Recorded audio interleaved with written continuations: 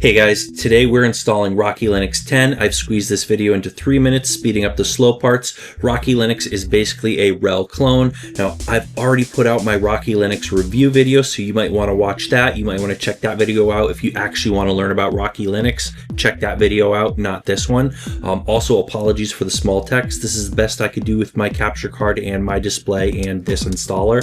Now, I don't have a whole lot else to say about the install process because it's super repetitive, and I'm basically just hitting next, and this is exactly the same as all the other Red Hat based distros that I've already done, including Alma Linux, CentOS, Red Hat, and a little bit also Fedora Linux. So the audio on the rest of this video is just going to be background music, not me explaining anything. I did still want to put this video out because I think there are still people out there who want to see this, and I think this will still provide some value for those people.